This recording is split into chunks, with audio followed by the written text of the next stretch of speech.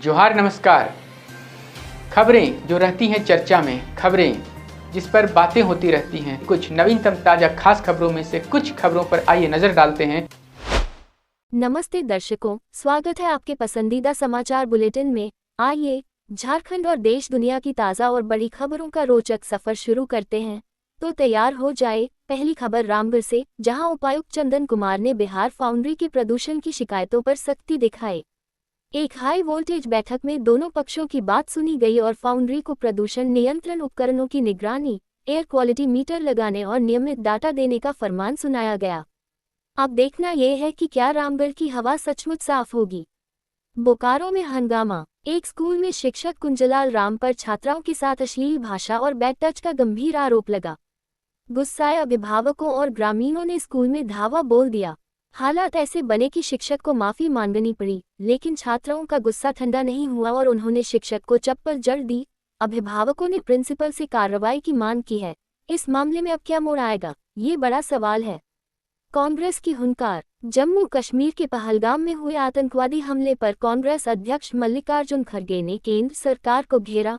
संविधान बचाओ रैली में उमड़ी भारी भीड़ के बीच खड़गे ने खुफिया एजेंसियों की नाकामी और सुरक्षा चूक का आरोप लगाया। उन्होंने संसद का विशेष सत्र बुलाने की मांग की, लेकिन बीजेपी प्रवक्ता प्रतुल शाहदेव ने पलटवार करते हुए कांग्रेस के इतिहास पर सवाल उठाए। ये सियासी जंग अब और गर्म होने वाली है। झारखंड में मॉक ड्रिल की तैयारी, 7 मई 2025 को 5 जिलों और गोमिया में आपदा प्रबंधन के लिए मॉक ड्रिल होगी। हवाई हमलों और युद्ध जैसे हालात में नागरिकों को आत्मरक्षा का पाठ पढ़ाया जाएगा। तो क्या आप तैयार हैं इस बड़े अभ्यास के लिए? रुक्का डैम में दहशत, रांची के पास एक जंगली हाथी के घुसने से हड़कंप मच गया। वन विभाग और पुलिस ने लोगों को सावधान रहने की हिदायत दी है। जंगलों में भोजन की कमी से हाथी गांवों की ओर रुख कर रहे हैं। हाल ही में मांड में एक महिला की हाथी के हमले में मौत हो चुकी है। क्या वन विभाग इस खतरे को टाल पाएगा? ईडी की बड़ी कार्रवाई, बोकारो के चास में भूमि कारोबारी महेश नागिया के ठिकानों पर तेतुलिया वन भूमि घोटाले में छापेमारी हुई। इससे पहले अप्रैल में ईडी ने झारखंड बिहार के 16 ठिकानों पर दबिश दी थी। घोटालों पर नकेल कसने का ये सिलसिला कब तक चलेगा? झामुमो में नया जोश, पलामू में जुलक किशोर और संजय सिंह जैसे नेताओं समेत सैकड़ों लोगों ने झामुमो की सदस्यता ली। पार्टी महासचिव विनोद पांड्या ने संगठन को मजबूत करने का ऐलान किया। क्या ये नए चेहरे झामुमो को नई ताकत देंगे? पलामू में पेयजल संकट पर एक्शन, मंत्री राधा कृष्ण किशोर ने खराब चापाकलों और जलमीनारों को ठीक करने का आदेश दिया। रेन वाटर हार्वेस्टिंग और शिकायत निवारण के लिए कंट्रोल रूम बनाने का भी निर्देश है। 15 दिन में सुधार का वादा, लेकिन क्या ये वादा पूरा होगा?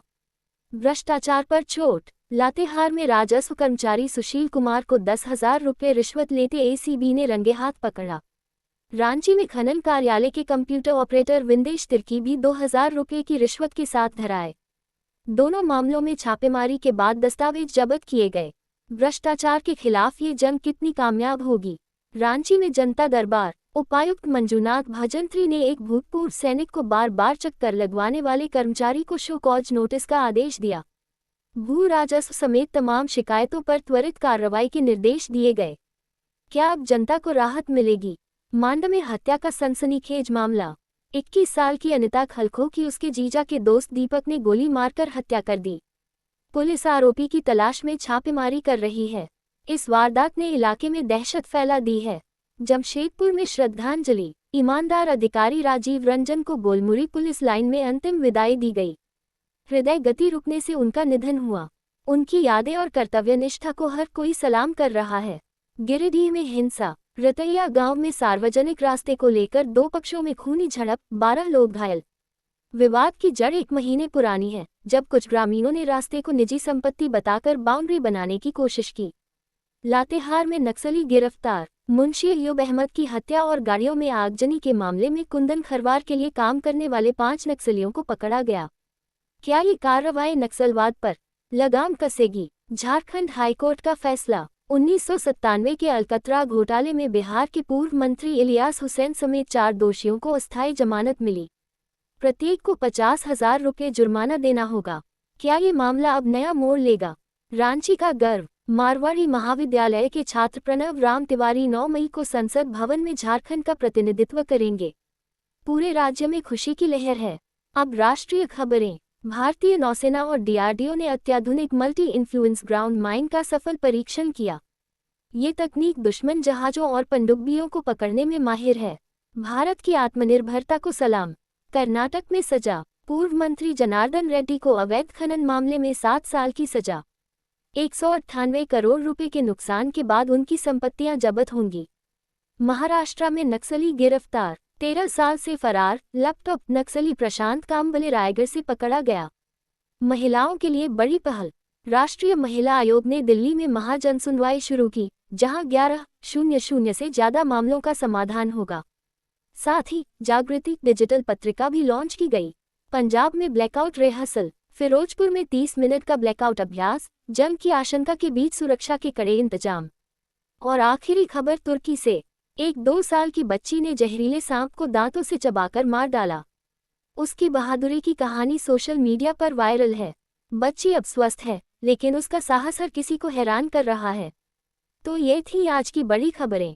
हमें बताएं कौन सी खबर ने आपको सबसे ज्यादा चौंकाया। अगले बुलेटिन तक के लिए अलविदा और रहिए जागरूक, रहिए सुरक्षित।